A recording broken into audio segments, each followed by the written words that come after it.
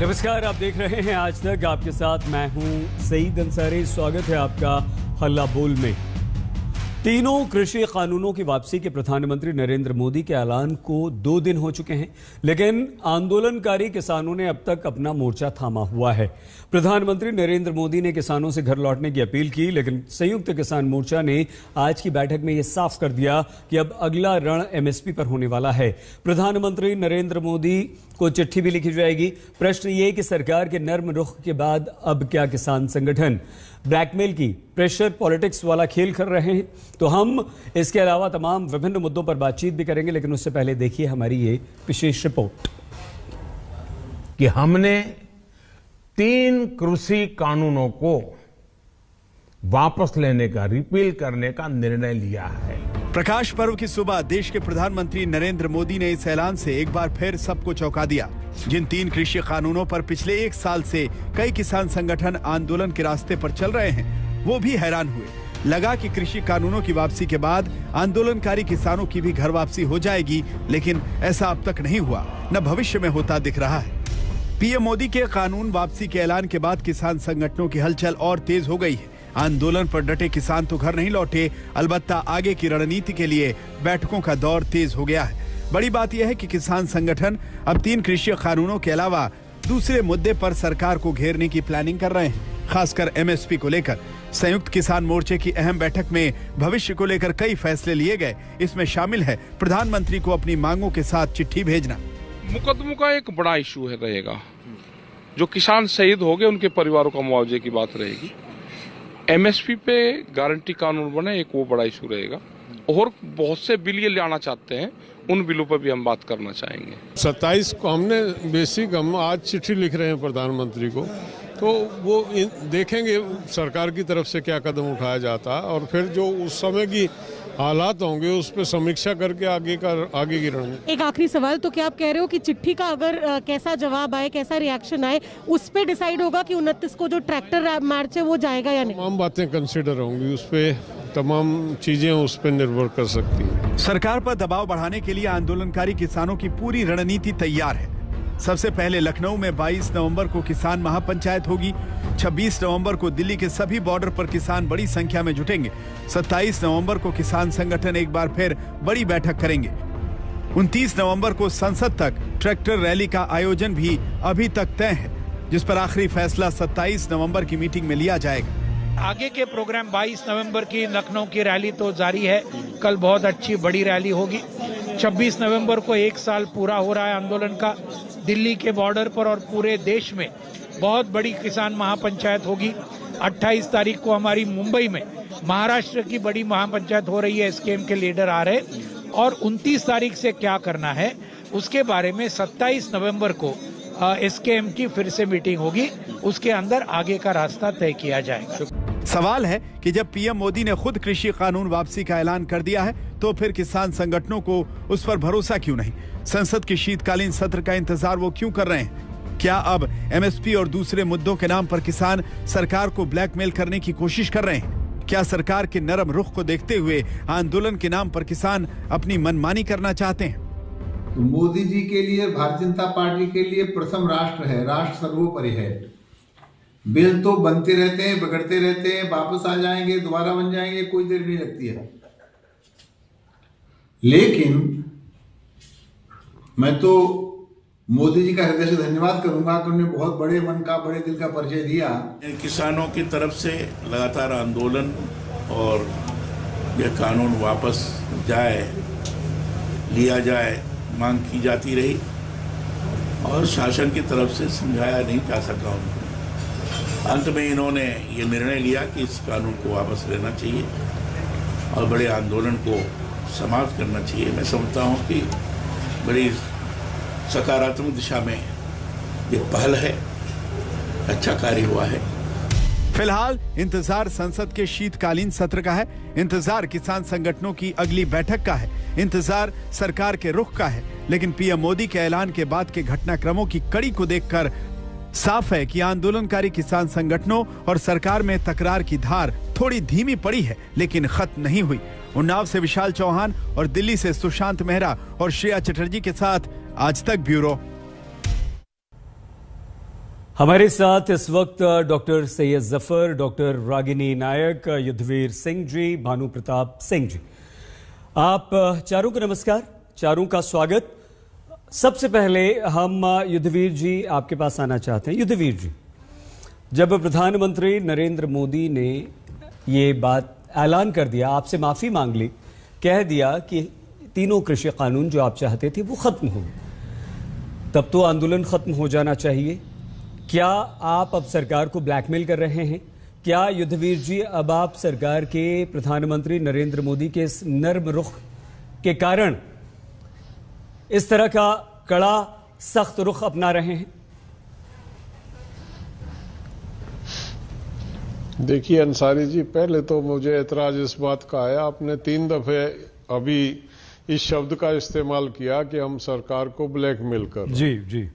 अगर हमारा जो मूल मांग पत्र आपको शायद आपने देखा हो, कोई भी एक भी बात उसमें अलग से जोड़ी नहीं गई है। जो मूल मांग पत्र है जिसको लेके हम आए थे, एमएसपी हमारा मुद्दा था, मुख्य मुद्दा था, लेकिन नहीं। वो 3 कानून हमारे मुद्दे थे, उसके साथ साथ हमारे पांचों मुद्दे। कोई नई बात ऐसा नहीं है कि केवल 3 कानूनों को रद्द कराने आए थे और एमएसपी की मांग हमने पहले उठाई नहीं थी। कानून रद्द होने के बाद हम इस मांग को उठा रहे हैं। अगर बाद में उठाई होती तो ब्लैकमेलिंग की संज्ञा आप दे सकते थे, लेकिन एक डिमांड चार्टर, एक मांग पत्र हमने दे रखा है और उसमें तमाम बातें, प्रधानमंत्री जी की घोषणा का हमने स्वागत किया आज अपने पत्र में, लेकिन हमें ऐतराज है। 1 साल पूरा होने को आया और 1 साल पूरा होने के बाद प्रधानमंत्री जी आए, टेलीविजन पे घोषणा कर दी, उसका अभिनंदन है, स्वागत है, वो उनका तरीका हो सकता है, लेकिन वो तरीका एक सिस्टम होता है, बात करते बैठते ये सब बातें डिस्कस हो जाती। आज ये नौबत ना आती जो ये नौबत आई है। ये बातें उस समय हो सकती थी। प्रधानमंत्री जी बुलाते तो हम बुला के कह देते कि आपका बहुत बहुत धन्यवाद, आप इसको करने जा रहे हैं, लेकिन इसके साथ साथ हमारी ये मांगे हैं, इन पे क्या आपका रुख है, इन पे क्या आप कार्रवाई करेंगे, तो तमाम बातें हो सकती थी। वो उनका एक तरफा। तो पहले तो मैं आपके चैनल से ही बार बार आप ब्लैकमेलर हमको कह रहे हैं, पूरे देश के किसान को ब्लैकमेलर कह रहे हैं, ये ऐसा कहना बंद करें। ये अशिष्ट भाषा है। हाँ ठीक है, ये अशिष्ट भाषा है। नहीं ठीक है, हम ये नहीं देखिए, आप हमें मतलब ब्लैकमेलर जब होते नहीं, ब्लैकमेलर नहीं कह रहे हैं युद्धवीर जी। आपने कहा 3 दफे अभी आपने। मैं एक बार फिर से कहता हूं, मेरा प्रश्न ये था, और जो हम लिखकर चला रहे हैं प्रश्न, वो प्रश्न ही जो लिखकर चला रहे हैं वही मैंने आपसे पूछा कि क्या अब आप सरकार को ब्लैकमेल कर रहे हैं? जी हाँ, ये शब्द का हमने इस्तेमाल किया। तो ये प्रश्न आप कहिए कि नहीं भैया हम बिल्कुल नहीं कर रहे, आपने कह दिया, हम मानते हैं आपकी बात। ठीक है सर। दूसरी बात दूसरी बात युद्धवीर जी, सर मैं आपसे ये जानना चाहता हूं कि इन सब आपकी जितनी भी मांगे हैं, एमएसपी की मांग हो या दूसरी और मांगे हैं, उसमें सबसे महत्वपूर्ण यह था कि तीनों कृषि कानून आप वापस ले लीजिए, उसके बाद हम बैठकर बात कर लेंगे। तो क्या यह अच्छा नहीं होता कि एक संदेश अच्छी तरह से नहीं जाता देश की जनता में? अब यह संदेश जा रहा है कि आप हठधर्मी कर रहे हैं। अब तो ये क्या आपको, हम देश के प्रधानमंत्री, छोड़ दीजिए पार्टी के हैं किसी के भी हैं, सर सुनिए ना, क्या आपको प्रधानमंत्री नरेंद्र मोदी पर और उनकी बातों पर विश्वास नहीं है? आप एक बात, आपकी बात का जवाब दे रहा हूं मैं जी। प्रधानमंत्री जी ने अपनी घोषणा में यह भी कहा कि हम एक कमेटी बना रहे हैं जो एमएसपी पे तय करेगी। वो कमेटी अपने सुझाव देगी और उसके बाद मतलब जो भी होगा, ये प्रधानमंत्री जी की घोषणा का एक हिस्सा था। मैं प्रधानमंत्री जी को और देश की जनता को यह बता दूं कि 1911 में 2 कमेटियां बनी थी। एक के चेयरमैन भूपेंद्र हुड्डा थे, दूसरे के चेयरमैन नरेंद्र मोदी जी थे, मुख्यमंत्री रहते हुए जब गुजरात के थे जी। प्रधानमंत्री जी की ये रिकमेंडेशन है जो फाइनेंशियल कमेटी बनी थी कि किस तरह से किसान की आर्थिक स्थिति सुधारी जाए। इनकी ये रिकमेंडेशन है कि जब तक किसान को एमएसपी पे कानूनी गारंटी नहीं मिलेगी, उसको कानून के दायरे में नहीं लाया जाएगा, तब तक किसान की हालत में सुधार नहीं होगा। आज क्या यकीन कर लें, जब नरेंद्र मोदी जी मुख्यमंत्री रहते हुए रिकमेंडेशन करते हैं और प्रधानमंत्री बनने के बाद 7 साल से उस रिपोर्ट पे कार्रवाई नहीं होती है जो इनकी स्वयं की चेयरमैनशिप में कमेटी थी, तो दूसरी कमेटी पे क्या भरोसा कर लेंगे हम? ठीक है पढ़िए ना रिपोर्ट इनके पास। नहीं, ठीक है, इन्हीं की रिकमेंडेशंस हैं, और यहाँ भारत सरकार के पास वो रिपोर्ट है, मंगाएं और उस पे अपनी रिपोर्ट पे कार्रवाई करा दें। इनका मतलब हम तो अभिनंदन करेंगे, सर पे बैठाएगा किसान इनको। ठीक है सर, आते हैं भानु प्रताप जी। भानु प्रताप जी, क्या आपको लगता है कि अब प्रधानमंत्री की इस घोषणा के बाद यह आंदोलन खत्म हो जाना चाहिए और जो सबसे बड़ी किसानों की मांग थी उसे मान लिया गया है, या आपको लगता है कि नहीं अभी भी आंदोलन चलते रहे?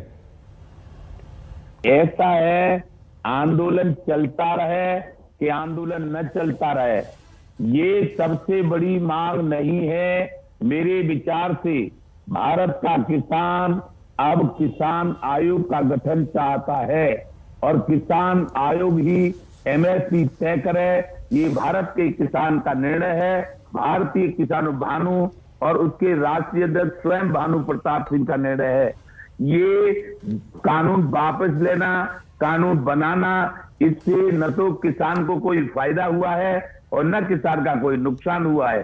अब रही बात ये कि 75 साल से स्वामीनाथन आयोग के अनुसार तो किसान को फसलों के दाम मिले ही नहीं। जब किसानों को फसलों के दाम नहीं मिले तो किसान कर्जदार हो गया। यहाँ तो बल्ले बल्ले हुई उद्योगपतियों की, बल्ले बल्ले हुई राजनेताओं की, जो 80% किसान मजदूर पूरे देश को जिंदा रखता था, उसके तो प्राणों की लाली पड़ गई।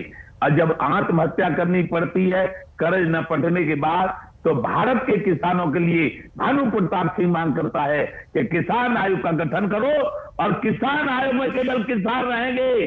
गन्ने का किसान, गेहूं का किसान, आलू का किसान, धान का किसान, और किसान आयोग का अध्यक्ष भी किसान रहेगा। तब तो और 75 साल की किसान विरोधी नीतियों के कारण जो कर्जदार किसान हो गए उनको कर्ज माफ करो, तब तो किसानों का हुआ उद्धार। तुम इन बिलों को वापस कर दो, लागू लगा लो या लागू कर दो, इससे कुछ होने वाला नहीं है।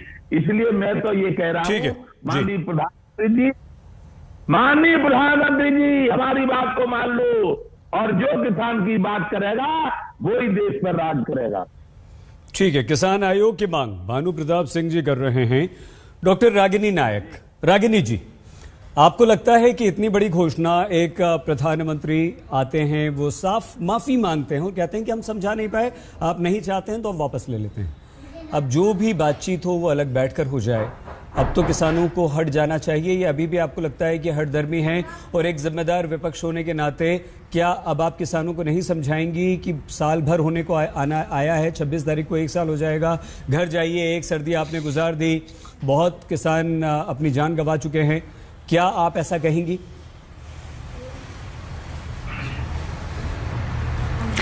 अंसारी जी, एक जिम्मेदार विपक्ष होने के नाते सबसे पहले तो मैं देश के अन्नदाता को नमन करूंगी और इन पंक्तियों के साथ अपनी बात शुरू करूंगी कि यह आसमान जो तू इतनी बुलंदियों पर इतराता है, भूल जाता है कि इसी जमीन से नजर आता है।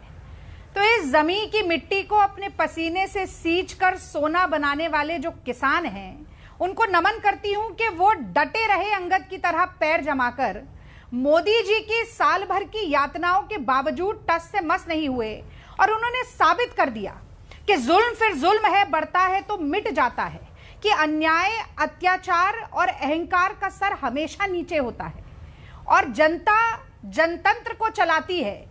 जनतंत्र जनता की मर्जी से चलता है, सत्ता की कुर्सी पर बैठे हुए लोगों के मन की बात से नहीं चलता। अंसारी जी, अब आपके प्रश्न पर आती हूं, लेकिन उससे पहले बस एक पंक्ति और जोड़ूंगी जी कि मुझे बड़ी खुशी होती है, गर्व होता है मुझे इस बात पर कि एक तरफ तो प्रधानमंत्री नरेंद्र मोदी थे जो साल भर तक कहते रहे कि किसान आंदोलन जीवी है और आंदोलन जीवी परजीवी होता है, यानी पैरासाइट, खून चूसने वाले जोंक के समान, और अपने नेताओं से कहते रहे कि आतंकी बोलो, मवाली बोलो, गुंडा बोलो, नक्सली बोलो, पाकिस्तानी खालिस्तानी बोलो। और दूसरी तरफ राहुल गांधी खड़े थे जो कि अपना सहयोग दिखाने के लिए ट्रैक्टर चलाकर ले गए संसद तक और किसानों का आत्मविश्वास बढ़ाने के लिए लगातार कहते रहे कि लिख कर रख लो, किसान का काले कानून किसान वापस करवा के रहेगा, मोदी जी के अहंकार को मिट्टी में मिला के रहेगा। और अब आपका बड़ा सवाल, आप पूछ रहे हैं कि जब मोदी जी ने घोषणा कर दी है तो किसान उठ क्यों नहीं रहे हैं जी? तो मैं आपसे जानना चाहती हूं, ऐसे देश में जहां का बच्चा बच्चा ये बोलता है कि रघुकुल रीति सदा चली आई, प्राण जाए पर वचन न जाई, वहां मोदी जी के लिए कहना पड़ता है कि मोदी रीति सदा चली आई, जो कह जाएं वो कभी ना निभाई। 2014 में सबसे बड़ा वादा मोदी जी ने किसानों के लिए किया था कि लागत पर 50% मुनाफा जो है वो हम देंगे, और 2015 में सत्ता में आते ही 2015 में सुप्रीम कोर्ट में हलफनामा देके कहा कि ये लागत पर 50% मुनाफा दिया ही नहीं जा सकता। मोदी जी ने तो कहा था 2 करोड़ नौकरियां भी दी जाएंगी, मोदी जी ने तो कहा था 15 लाख। रागिनी जी अगले हिस्से में समाप्त कीजिए, डॉक्टर जफर के पास जाना है। मोदी जी ने कहा था 100 स्मार्ट सिटी भी बनेंगी, मोदी जी ने कहा था बुलेट ट्रेन भी चलाई जाएंगी, काशी को क्योटो बनाया जाएगा। मोदी जी ने आज तक जो कुछ भी कहा वो नहीं हुआ है। ठीक है, सरदार पटेल की सबसे समाप्त कीजिए प्लीज। से भी अच्छे दिन देखेंगे तो नजर नहीं आएंगे। तो मोदी जी की जुबान की इस देश में कोई कीमत नहीं है, ये बात आप लिख कर रख लीजिए।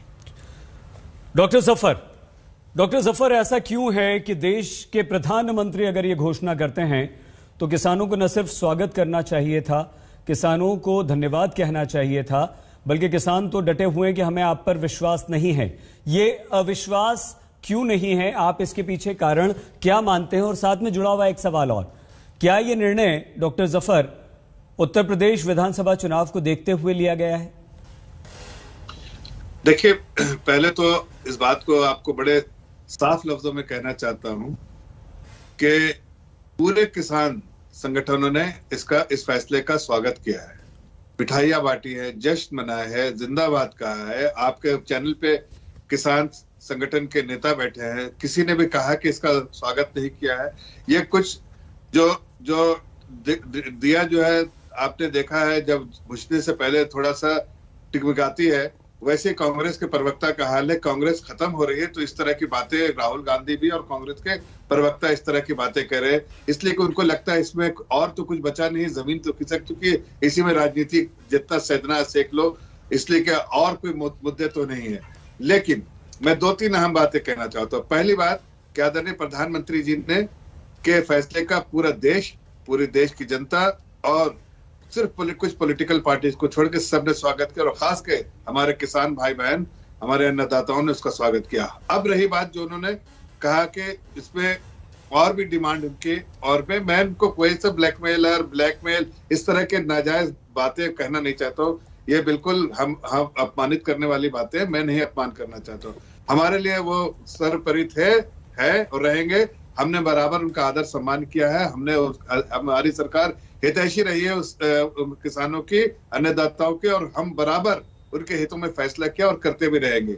लेकिन जब उन्होंने और भी बातों का जिक्र किया है तो जाहिर है उस बातों का हमने एक कमेटी का गठन किया करने का फैसला लिया। आदरणीय प्रधानमंत्री जी ने उसका फैसला भी सुनाया है, और उसमें रिप्रेजेंटेटिव स्टेट से भी होंगे, सेंटर के भी होंगे, किसान भाई बहन भी होंगे, और उन पे सारी बातों पे चर्चा किया जाएगा। इस देश के हित में, किसान के हित में जो 1 मिनट सुनिए, नहीं अभी आप बहुत कम समय दिया है, गिन लीजिए, घड़ी लगा लीजिए। नहीं, घड़ी लगा के बोल रहा हूँ कि आपने जितना गुनगाने के लिए दिया तो मुझे भी देने दीजिए।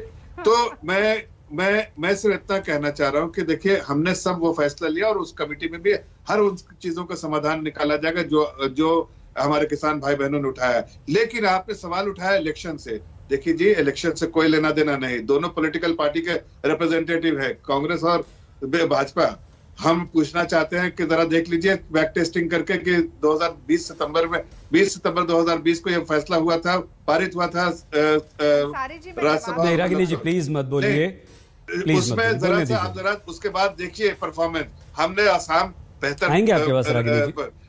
बेहतर परफॉर्मेंस के साथ आसाम जीता। पुडुचेरी में हुई, अरे चुप तो रहिए, नहीं रागिनी जी नंबर से चलेगा, ऐसे नहीं, इसलिए खोखली नजर आएंगे, इसलिए देखिए समय नष्ट कर रहे हैं डॉक्टर जफर।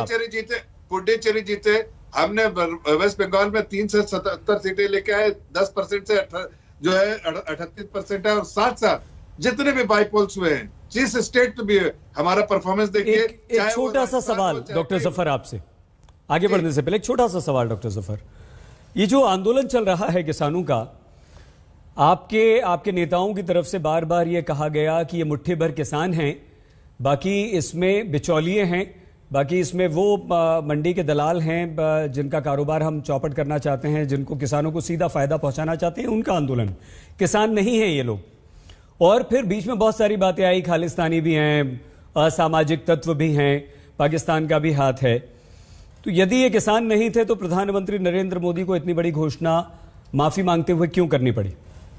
देखिए, आपने जो आदरणीय प्रधानमंत्री जी के बारे में कहा, आदरणीय प्रधानमंत्री जी अपने को देश का एक नागरिक जो है, एक आम नागरिक की तरह है वो, इसलिए उन्होंने देश से माफी मांगी, किसी एक संगठन से, किसी एक व्यक्ति से नहीं, देश से माफी मांगी कि हमने जो फैसले लिए थे उससे किसान भाई बहनों का, अन्नदाताओं का फायदा होने वाला था। उसमें से कुछ ऐसे किसान भाई बहन हैं जिनको हमने सारे लोगों को समझा पाए, कुछ ऐसे थे जिनको हम नहीं समझा, हमारी लाख कोशिशों के बावजूद हम नहीं समझा पाए, इसलिए हम उनसे माफी मांगते हैं कि इतना समय लग गया हमको समझाने में, फिर भी असमर्थ रहे, नहीं समझा पाए, सफल नहीं हुए, इसलिए हम क्षमा चाहते हैं। लेकिन हम उनके बातों को नहीं रागिनी जी, हमें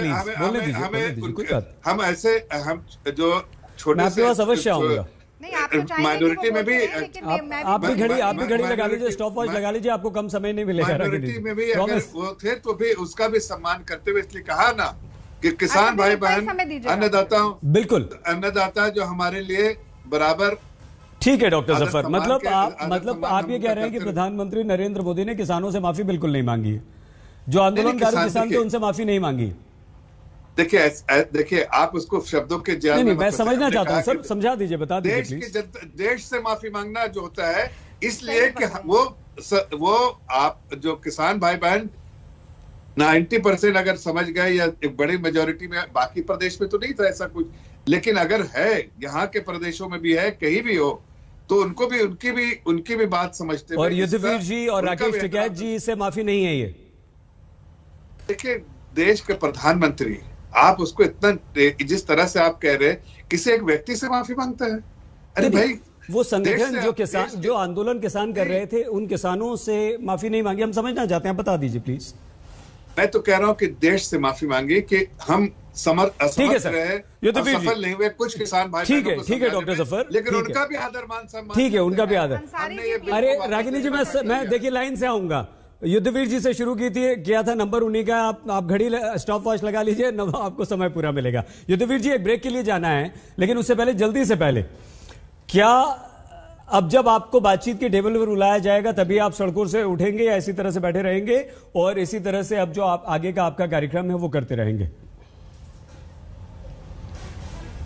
निश्चित तौर पे ये तरीका यही है, और वो तरीका होना भी चाहिए। सरकार को, चलो सरकार को समझ नहीं थी या सरकार ने ध्यान नहीं दिया, लेकिन सरकार को हमने पत्र लिख दिया है और अविलंब बुलाएं, इन सब बातों पे बात करें। अगर प्रधानमंत्री जी इतना एक गंभीर विषय पे अपना निर्णय ले सकते हैं, तो बाकी जो मुद्दे हैं, मैं रिपीट करूंगा, अच्छा नहीं लगता। जैसे अभी जफर भाई बोल रहे थे, उन्होंने उस बात पे नहीं बताया कि क्या प्रधानमंत्री जी अपनी रिपोर्ट को लागू करके न्याय देंगे किसान को, जिस न्याय की वो बात कर रहे थे। अरुण जेटली जी ने भी इस बात को लेके कहा था कि केवल एमएसपी की घोषणा करने से किसान नहीं बचेगा, इसको कानूनी जामा पहनाना पड़ेगा। तो ये पार्टी की लाइन रही है, इनकी रिपोर्ट है, इनके पास रखी है। वो मैं सोच रहा था कि ये प्रवक्ता बीजेपी के बताएंगे, और समाधान तो वहीं रखा हुआ, 1 सेकंड के समाधान की बात पे आएगी। हम कोई जिद किसी बात की नहीं है, हम कोई पॉलिटिकल पार्टी नहीं है। हम, राकेश जी ने पहले कहा कि हम तो वो विक्टिम है जिन्होंने इनको सपोर्ट किया था उस टाइम चुनाव में, और उसके बाद हमको आज यहां सड़क पे इन्होंने बैठा रखा। 11, अच्छा, प्रधानमंत्री जी एक शब्द कह देते, इंडिविजुअल से माफी मांगने का सवाल नहीं है, लेकिन 700 शहीदों को श्रद्धांजलि के लिए एक शब्द कहने में कहां, मतलब उन पे कौन सा वजन आया हुआ था? वो उनके शत्रु नहीं थे, वो इस देश के अन्नदाता थे, किसान थे।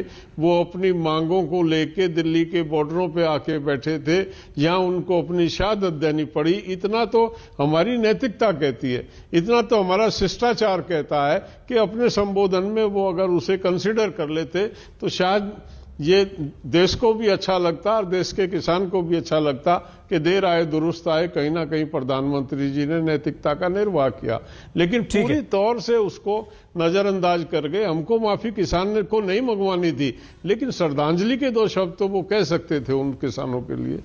ठीक है युद्धवीर जी। भानु प्रताप जी, हम ब्रेक के बाद यहां पर लौटेंगे, क्योंकि ब्रेक के लिए रुकना पड़ा। प्रधानमंत्री नरेंद्र मोदी की इस घोषणा की तीनों कृषि कानून हम वापस ले रहे हैं, उसके बाद भी क्यों किसानों का आंदोलन जारी है, वो क्यों दिल्ली की सीमाओं पर अभी भी बैठे हुए हैं। भानु प्रताप जी, आप किसान आयोग के गठन की मांग तो आपने कर दी आज, लेकिन आप क्या ये मानते हैं कि अभी भी इस घोषणा के बाद किसानों का दिल्ली की सीमाओं पर बैठे रहना ठीक है, या अब हट जाना चाहिए, उठ जाना चाहिए? हाँ जी बताओ। नहीं सुन पा रहे हैं आप? आवाज आ रही है सर?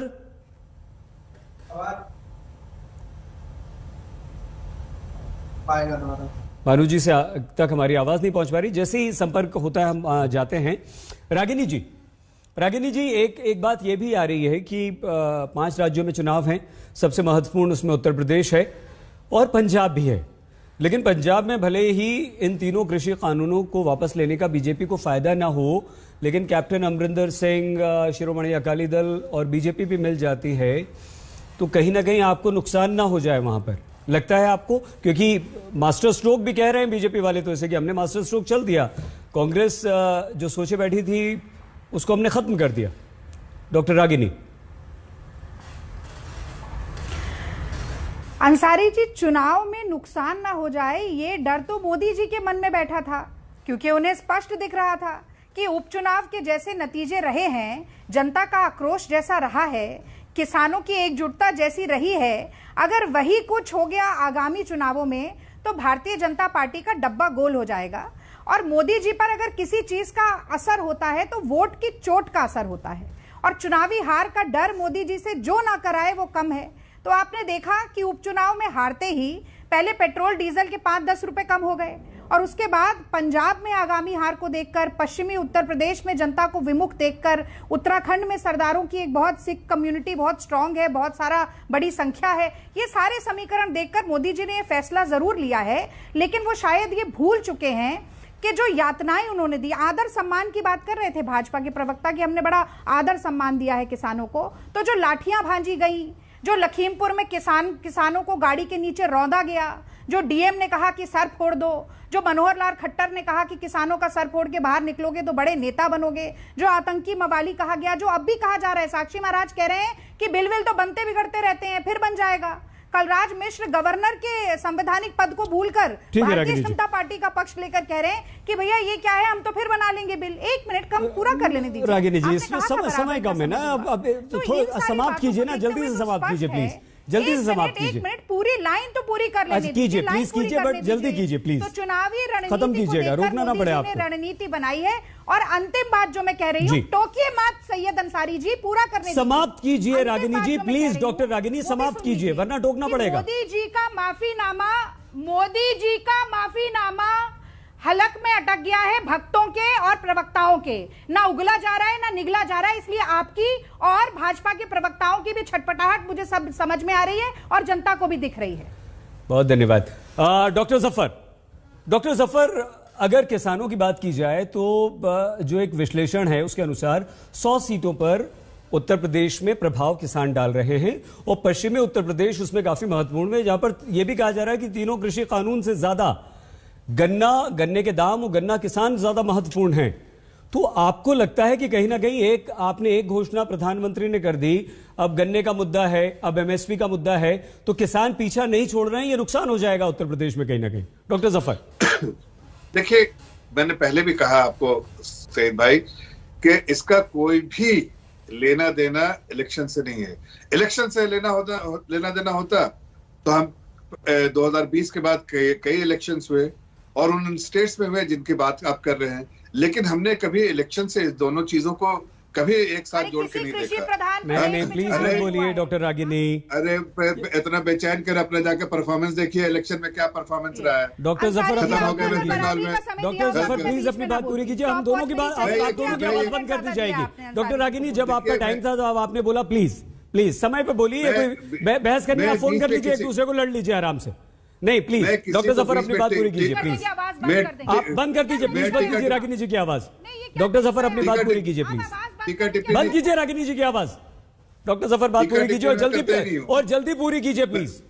मैं सिर्फ इतना कहना चाह रहा हूं कि इतिहास गवाह है, इलेक्शन 2020 के बाद इलेक्शन जीतते हुए भारतीय जनता पार्टी हर इलेक्शन में परफॉर्मेंस का अच्छा हुआ है, बेहतर हुआ है। हम नई नई जगह, पुडुचेरी जैसी जगह में जीत कर आए हैं। हमारा इलेक्शन से इससे कोई लेना देना नहीं। सरकार ने इस फैसले का फैसला जो है हमारे अन्नदाताओं से जुड़ा हुआ है, जिनका मान सम्मान हमारी पार्टी बराबर से करती रही है और बराबर करती रहेगी। हाँ, जहां फैसले कुछ और जो उनके मांगों की बात है, जैसा युद्धवीर जी कह रहे थे, मैं युद्धवीर जी से कहना चाहता हूं कि युद्धवीर जी, ये कमेटी इसीलिए की गई है, बनाई गई है, इसमें आप आके कहें। आदरणीय प्रधानमंत्री जी ने कहा कि आप उस पर आके बात करें, लोग आपके भी रिप्रेजेंटेटिव रहेंगे, बाकी भी रिप्रेजेंटेटिव रहेंगे, और उस पर चर्चा करके, चूंकि आपने मांग की थी ठीक है, किसान के बिल वापस लो और एक कमेटी का गठन करो। आदरणीय प्रधानमंत्री जी ने आपकी बात तो मानी है, ठीक है, और उसके बाद आपको ये बिल्कुल ऑप्शन है कि उस पर डिस्कस करें और उसका समाधान भी निकलेगा। हम आपके साथ खड़े हैं। ठीक है, आते हैं युद्धवीर जी आपके पास। डॉक्टर रागिनी, क्या आप इसे मानती हैं कि हाँ, किसान जो हैं वो उत्तर प्रदेश में असर डाल रहे हैं, और अगर किसान प्रधानमंत्री की इस घोषणा के बाद भी डटे हुए हैं तो ये आपका भी श्रेय है और आपको किसानों के वोट मिलेंगे पश्चिमी उत्तर प्रदेश में? क्या अब आप गन्ना किसानों के साथ भी खड़ी हैं और आपको लगता है कि वहां पर अखिलेश यादव और जयंत चौधरी से लड़ना आपके लिए थोड़ा सा मुश्किल हो पाएगा? अंसारी जी, मैं एक बात पूरी तरह से स्पष्ट करना चाहती हूं कि किसानों को जो समर्थन, सहयोग और बल देने की कोशिश कांग्रेस पार्टी करती रही पिछले 1 साल से, वो राजनीतिक नफे नुकसान के चलते नहीं है, वो राजनीतिक नफे नुकसान से परे है। चुनावी हार जीत चलती रहेगी, पर 5 बात जल्दी से नहीं, जफर भाई प्लीज, डॉक्टर जफर की आवाज बंद कर दीजिए। क्या होना चाहिए, ये मोदी जी को बताना पड़ेगा। न्यूनतम समर्थन मूल्य कैसे दिया जाएगा? 27 रुपए प्रतिदिन आय हो गई है। मोदी जी ने कहा था कि 2022 में आय दुगनी हो जाएगी, तो 1-1.5 महीने में कैसे आय बढ़ाएंगे ये बताना पड़ेगा। 74,000 रुपए औसतन हर किसान पर कर्ज है, कर्ज मुक्त किसान कैसे होगा ये बताना पड़ेगा। सेंट्रल एक्साइज ड्यूटी जो डीजल पर बढ़ाकर 33 कर दी थी, अब 24 हो गई है, वो यूपीए के कार्यकाल जितनी 3 रुपए 56 पैसे कैसे होगी ताकि किसानों को राहत मिले। और जीएसटी जो कि 18% तक बढ़ा के खाद पे, बीज पे, कीटनाशक पर, ट्रैक्टर पर, फार्म इक्विपमेंट्स पे लगा दिया गया है, ये टैक्स कैसे हटाया जाएगा किसानों से, इसका जवाब मोदी जी को देना पड़ेगा अगर सच में किसानों के जीवन में सकारात्मक बदलाव वो चाहते हैं। ठीक है, भानु जी मुझे सुन पा रहे हैं आप? आपको आवाज आ रही है? अब आ रही है भाई साहब। भानु जी, आप किसान आयोग की मांग कर चुके हैं, लेकिन युद्धवीर जी को क्या आप समझाएंगे? आपको लगता है कि युद्धवीर जी का जो आंदोलन लगातार चल रहा है वो ठीक है, आप उसका समर्थन करते हैं या नहीं, या उन्हें कहते हैं कि अब उठ जाइए, आपके तीनों कानून तो वापस हो गए?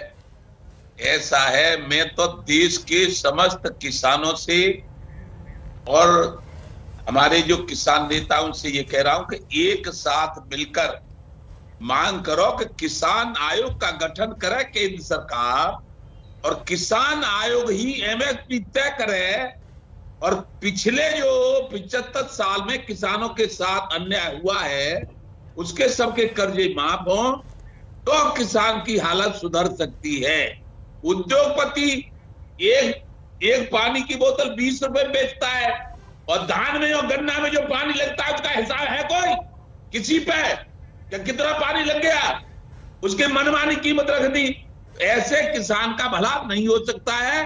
किसान आयोग का गठन, किसान आयोग कीमत लगावे, एमएसपी किसान आयोग बनावे, अब तक के कर्जे माफ हो, और 10,000 रुपया हारे हुए एमएलए एमपी पेंशन पाते हैं। 60 साल पूरी करने के बाद कोई धर्म कोई जात ना हो छोड़ा जाए। 60 साल करने बाद हर किसान को जीवन यापन भत्ता 10,000 मिले। 1 करोड़ रुपया किसान जो मरे दुर्घटना में उनको मुआवजा मिले। इन मांगों को लेकर हम सबके साथ हैं और सबको कह रहे हैं कि सब साथ रहो। अब इससे अलग जो चलता है नई नई कानून बना के, उससे कोई फायदा होने वाला नहीं है। और जो किसान की बात करेगा वही देश पर राज करेगा। ये भानु का ऐलान है। युद्धवीर जी, जिस तरह से आप महापंचायत भी कल कर रहे हैं, जिस तरह से आप ट्रैक्टर रैली भी कर रहे हैं, आपने अपने किसी भी कार्यक्रम में बदलाव नहीं किया। आपकी रणनीति का एक और हिस्सा था बीजेपी के नेता, बीजेपी के मंत्री जहां भी जाएं उनका घेराव किया जाए, उन्हें प्रचार न करने दिया जाए। क्या इस प्रधानमंत्री की घोषणा के बाद यह भी आप जारी रखेंगे? देखिए, मैंने बताया इन चीजों पे संयुक्त मोर्चे में पहले भी संयुक्त मोर्चे ने ये कहा था कि एक गरिमामय तरीके से विरोध होना चाहिए, जो प्रजातंत्र का तरीका है। हमने मैन हैंडलिंग का कहीं सपोर्ट नहीं किया, वही स्टैंड है संयुक्त मोर्चे का। अभी तक ये चर्चा आई नहीं आज की मीटिंग में, क्योंकि दूसरे महत्वपूर्ण विषय थे। आगामी जो मीटिंग होगी शायद उसमें ये बात उठेगी। पहले हमने एजेंडा रखा था उसमें कुछ बदलाव का, तो वो भी हमारा पेंडिंग है। मैं एक दो बात कहना चाह रहा था। एक तो अभी जफर भाई कह रहे थे कि हमने जो है कमेटी की मांग की थी। मैं स्वयं उस वार्ता का हिस्सा रहा हूं। किसी भी मीटिंग में हमने कमेटी की मांग नहीं की, हमने एमएसपी की मांग की और हमने स्पष्ट शब्दों में सरकार को ये बताया था कि कमेटियां देश में बहुत बनती हैं। भानु जी बड़े नेता हैं, हमारे सीनियर हैं, हमारे साथ हम लोगों ने काम किया है। किसान आयोग की ये बात कर रहे हैं, जो हरित क्रांति के जनक थे प्रोफेसर स्वामीनाथन, उनकी अध्यक्षता में किसान आयोग का गठन हुआ था। उनकी रिकमेंडेशन है जिनकी भानु जी बात कर रहे हैं, कीमतें कैसे मिले और कीमतें तय की जाए।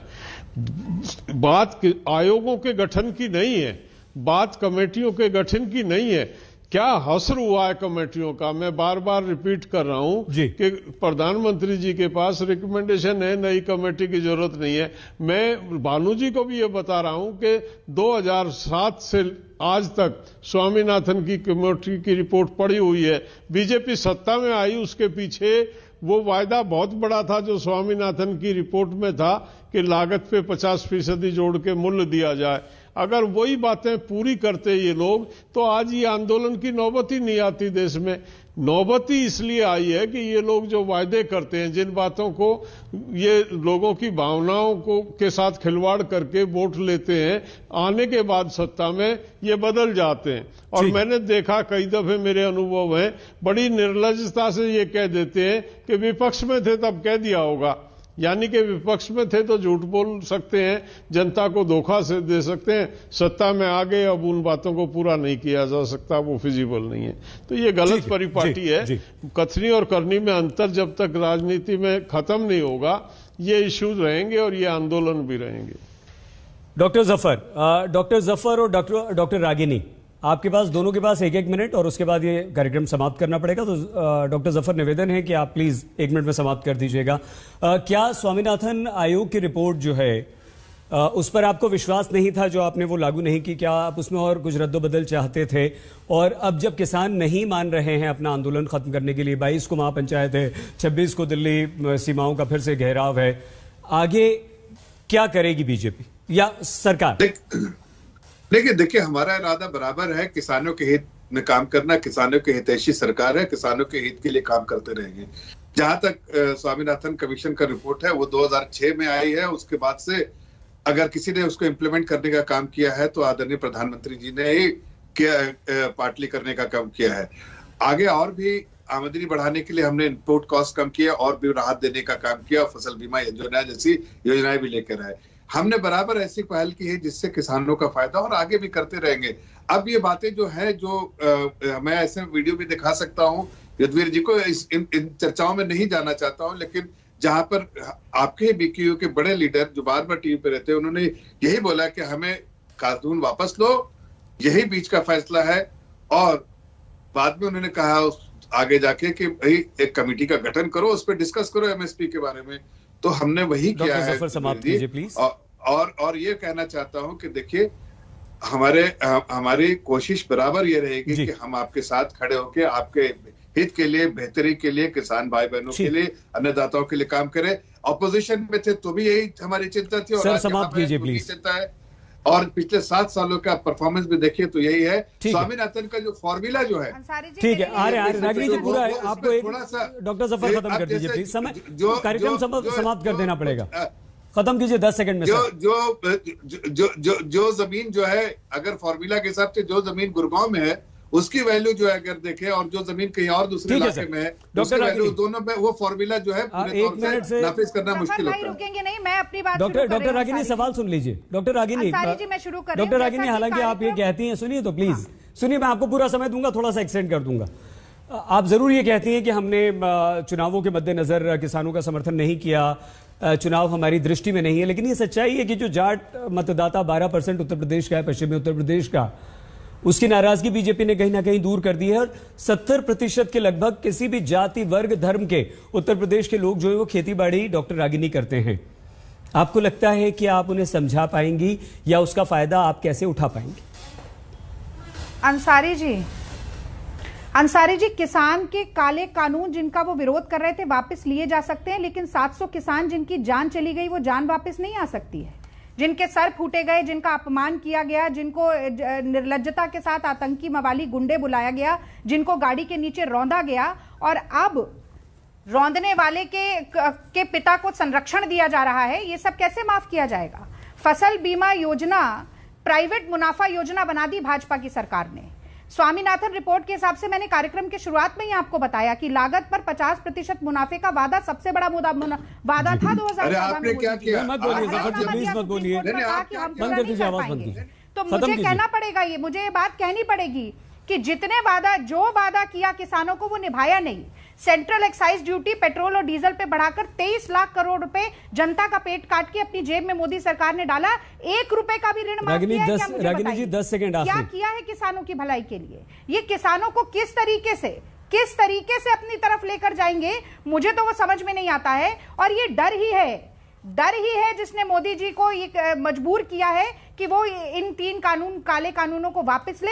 और मुझे ये बात कहनी पड़ेगी कि उनका नाटक, उनका स्वांग, उनका ढोंग बहते पानी की तरह साफ। डॉक्टर रागिनी नायक, डॉक्टर सैयद जफर इस्लाम, युद्धवीर सिंह जी, भानु प्रताप सिंह जी, आप चारों का बहुत धन्यवाद हमारे साथ इस चर्चा में जुड़ने के लिए। बहुत धन्यवाद आप चारों का।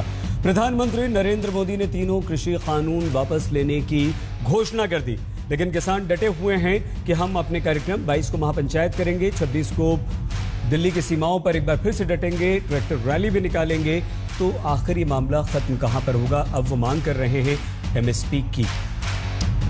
हल्ला बोल में आज के लिए बस इतना ही। आप प्लीज अपना बहुत ख्याल रखिएगा। देखते रहिए आज तक।